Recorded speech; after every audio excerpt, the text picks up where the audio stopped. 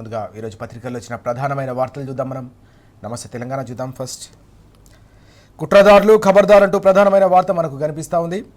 5 గంటల సిట్ విచారణ జరిగింది. నిన్న సడలని ఉక్కి పిడికిలి చెక్కు చెదరని చిరునవ్వు అంటూ ప్రధానమైన వార్త కనిపిస్తూ ఉంది. కేసీఆర్ గారి ఉక్కు పిడికిలి ఏ రకంగా సడలకుండా ఉందో దానికి సంబంధించిన అంశం మనం చూస్తూ ఉన్నాం. కుట్రదారులు ఖబర్దార్, తెలంగాణ ఎప్పుడు కూడా ఇలాంటి కుట్రలను గతంలో కూడా ఛేదించింది, భవిష్యత్తులో కూడా ఛేదిస్తుందనే అంశం మనం చూస్తున్నాం. ఇక్కడ కేసీఆర్ గారికి సంఘీభావంగా భగ్గుమన్నది తెలంగాణ అంతా కూడా. ఎగసిన గులాబీ దళం అంటూ ఈ వార్తను మనం ప్రధానంగా చూడవచ్చు. నందీనగర్లో నిన్న 6 సభ్యుల సిట్ బృందం విచారణ జరిపింది. పరిసరాల్లో భారీ బందోబస్తు ఏర్పాటు చేశారు. పోలీసుల అతితో స్థానికులు అవస్థలు పడ్డారు. కేసీఆర్ గారికి నోటీసులపై యావత్ తెలంగాణ అంతా కూడా గర్జించింది. పల్లె పట్నం అని తేడా లేకుండా పెద్ద ఎత్తున హోరెత్తించారు నిరసనలతో. ఊరు వాడ కూడా నిరసనల పర్వం కొనసాగిన సందర్భం మనం చూసాం. రాష్ట్ర వ్యాప్తంగా కూడా పెద్ద ఎత్తున నిరసన ప్రదర్శనలు, బైక్ ర్యాలీలు, అలాగే దిష్టి బొమ్మల దహనాలు కూడా కొనసాగిన సందర్భం కనిపించింది. కేసీఆర్ గారి కోసం, బీఆర్ఎస్ అధినేత కోసం పెద్ద ఎత్తున తెలంగాణ వ్యాప్తంగా అనేక జిల్లాల నుంచి కూడా హైదరాబాద్కు తరలి వచ్చారు. అడుగడుగునా కూడా నినాదాలతో హైదరాబాద్ను హోరెత్తించిన సందర్భం. తెలంగాణ భవన్ చుట్టుపక్కల ప్రాంతాలు కావచ్చు, నందీనగర్లో కేసీఆర్ గారి నివాసంలోని చుట్టుపక్కల ప్రాంతాలన్నీ కూడా నిన్న జనసంద్రమైన సందర్భం కనిపించింది. గులాబీమయమైన సందర్భం కూడా కనిపించింది. పెళ్ళుబుకిన ఆగ్రహ జ్వాలలంటూ ఈ అంశాలన్నీ కూడా మనకు కనిపిస్తూ ఉన్నాయి. పలు చోట్ల ఉద్వేగ క్షణాలు, ఉద్రిక్త పరిస్థితులు. విచారణ తర్వాత అభిమానులకు, పార్టీ శ్రేణులకు కేసీఆర్ గారు అభివాదం చేశారు. అనంతరం మున్సిపల్ ఎన్నికలపై కేసీఆర్ గారు సమీక్ష నిర్వహించారు. అలాగే పార్టీ శ్రేణులకు కూడా దిశానిర్దేశం చేశారు. ఆదివారం రాత్రి ఎర్రవల్లి నివాసానికి బీఆర్ఎస్ అధినేత కేసీఆర్ గారు తిరిగి వెళ్ళిన సందర్భం మనకు కనిపిస్తోంది. ఇక్కడ మనం చూడొచ్చు, కేసీఆర్ గారు నిన్న విచారణ అయిపోయిన తర్వాత అశేషంగా తరలి వచ్చిన జనవాహిని ఏదైతుందో వారందరికీ కూడా అభివాదం చేస్తున్న సందర్భం. థమ్స్అప్ చెప్పి వారందరికీ కూడా అభివాదం చేస్తున్న ఫోటో ఐటమ్ కూడా చూడొచ్చు. మనం పక్కన కేటీఆర్ గారు కూడా ఉన్న సందర్భం. పెద్ద ఎత్తున పార్టీ శ్రేణులంతా కూడా తరలి వచ్చిన పరిస్థితి.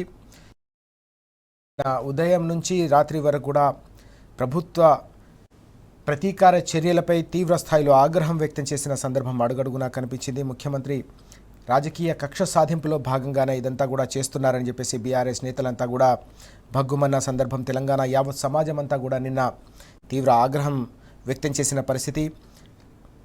రైతులు, మహిళలు, విద్యార్థులు కూడా తీవ్రమైన ఆగ్రహాన్ని వ్యక్తం చేశారు. తమ జీవితాలను మార్చి తెలంగాణ సాధించడమే కాకుండా తెలంగాణను 10 ఏళ్ల పాటు ప్రగతి పథాన నడిపిన ఒక ధీరోదాత్తమైన నాయకత్వాన్ని, ఒక విజనరీని, ఒక దార్శనికుడిని ఈ రకంగా వేధించడం అనేది అత్యంత దారుణం, దుర్మార్గం. ఇలా జరగలేదని ప్రతి ఒక్కరు కూడా ఆవేదన వ్యక్తం చేసిన సందర్భం కూడా కనిపించింది. కేసీఆర్ గారి వెంటే ఉంటామని మరోసారి తెలంగాణ ప్రతినబూనిన సందర్భం కూడా తెలంగాణ వ్యాప్తంగా నిన్న కనిపించింది. అడుగడుగున కేవలం హైదరాబాద్లోనే కాకుండా తెలంగాణ వ్యాప్తంగా కూడా ఈ నిరసనలు హోరెత్తిన సందర్భం మనం చూస్తూ ఉన్నాం.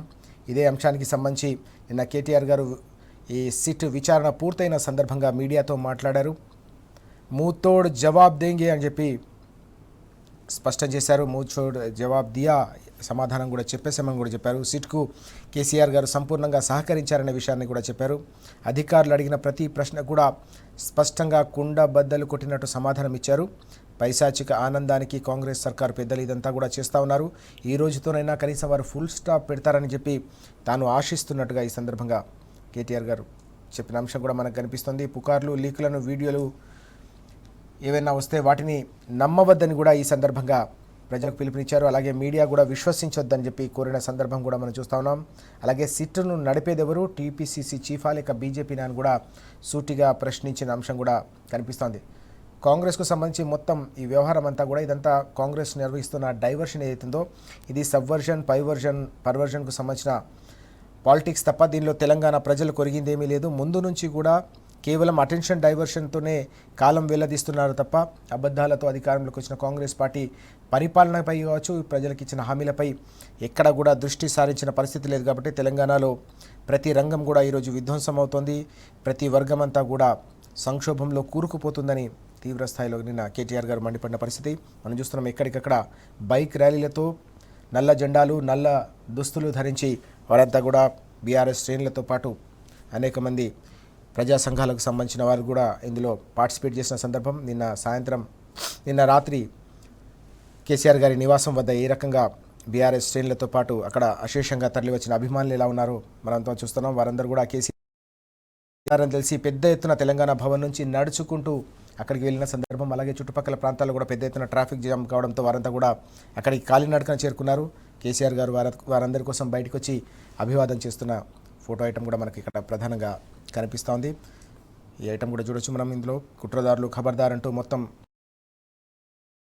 నిరసనల హోరుకు సంబంధించిన వార్త, అలాగే కేసీఆర్ గారు అభివాదం చేస్తున్న ఫోటో కూడా మనకి ఇక్కడ కనిపిస్తూ ఉంది. కుట్రదారులు కబూర్దార్ అంటూ ఈ అంశం మనకు చూడొచ్చు. కేసీఆర్ అంటేనే తెలంగాణ చరిత్ర, తెలంగాణ అంటేనే కేసీఆర్ అంటూ యావత్ సమాజం అంతా కూడా నిన్న ముక్త కంఠంతో నినదించిన పరిస్థితిని మనం చూసాం. ఇది కేవలం కేసీఆర్ గారికి ఇచ్చిన నోటీస్గా చూడట్లేదు ప్రతి ఒక్కరు కూడా. ఇది తెలంగాణపై జరుగుతున్న దాడిగా ప్రతి ఒక్కరు అభివర్ణిస్తున్న సందర్భం.